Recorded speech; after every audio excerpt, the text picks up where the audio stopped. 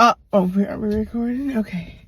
So, I'm sitting in my car because this is the only place I feel comfortable enough to do this video.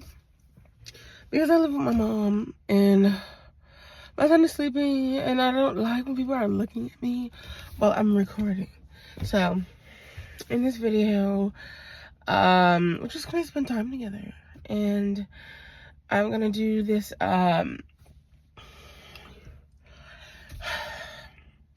this thing where I'm just practicing being really creative and expressing myself through art and sour cream.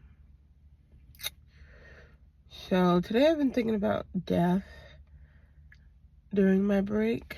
So my break is from like 1:30 to like depending on 4. So yeah, 1:30 to 4. And the break is when my son goes to sleep. And I've just been thinking about death. Why are we even here in the first place? And what my purpose is to be here. So what I'm putting in my face is sour cream and is it gonna show? Well, there's like little flecks of vanilla beans in here. And I've decided this is a healthy thing to do when you're just talking. So yes, the subject of death. And this person, like, what if I'm just visiting? Like, is my time, how long am I gonna be here, Jesus?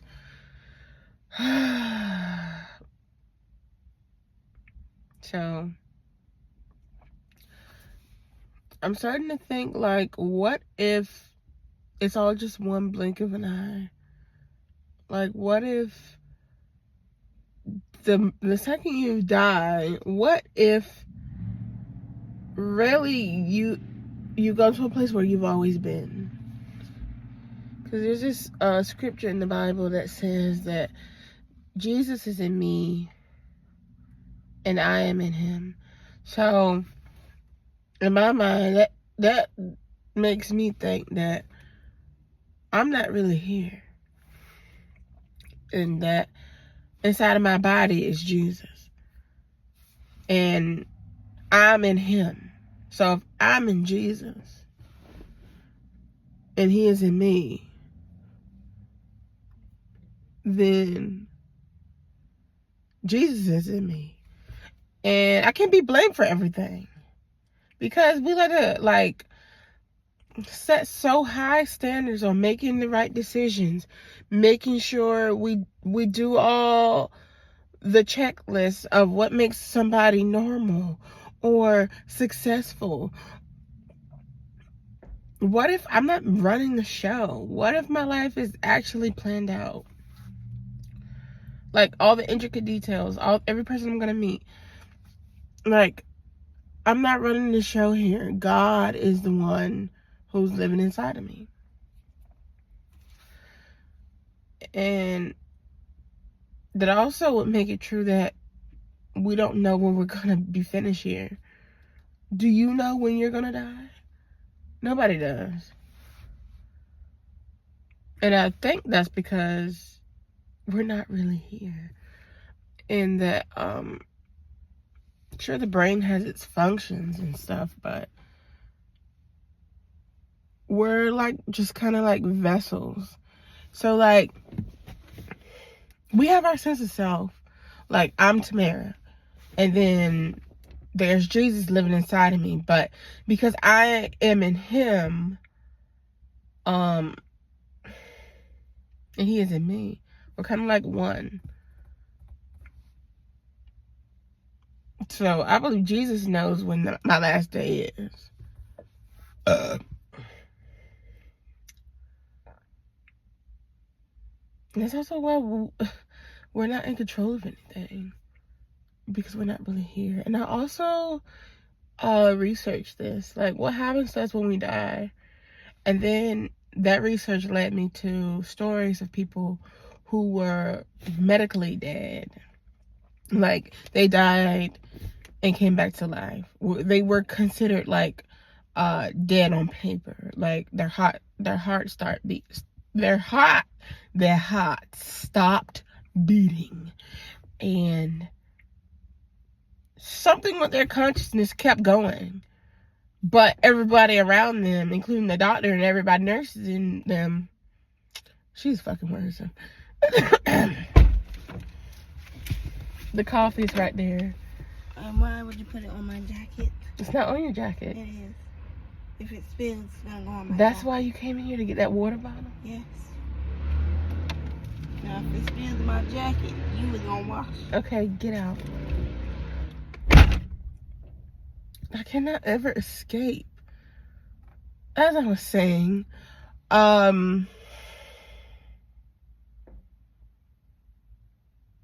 yes, my research on death led me to stories of people who died and came back to life.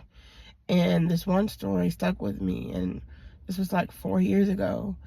And he said that when he died, he went to this place where he felt like he'd always been there. It was a place that was familiar to him. And it was if that place where he was, he'd been there his entire life. And that he was really there instead of being on Earth. And I'm like, wow, that's really deep.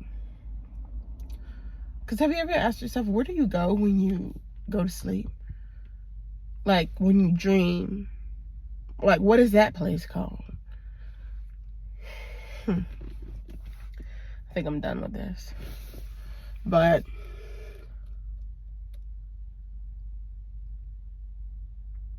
thinking about death has me just thinking about all the things that I worry about in life and why it is even worth worrying. Right now I'm yelling at my YouTube channel, but God really knows what's gonna happen to me. I'd like to do all the things that I've already said that I'm gonna do, but it's not really up to me. And one day I shall see.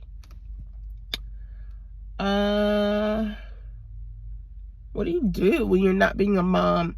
Like, sometimes I just forget that I'm still here. But I don't mean that in a bad way. Like, I spend a lot of my time dealing with my son and having the best time of my life being a mom for him, that I'm not really alone often. I think I'm happy about that. I remember what it's like to be alone. Not good. Oh my God, these hooligans. One day I wish to move out of Portsmouth. That's where I'm from. I'm from Virginia. You can tell by the accent. Some say we don't even have accents. That is until I moved to New York. New York was also a crazy experience. So I'll end this video with one story. So, one story, the subway stories. I do have a subway story. So, I was getting on the subway and please get the fuck away from my house. They get worse than I hate motherfuckers. Okay. I got on the subway and I got up there at an earlier time than I normally do because I lost my EBT card. An EBT card is a food stamp card and I need to get another one.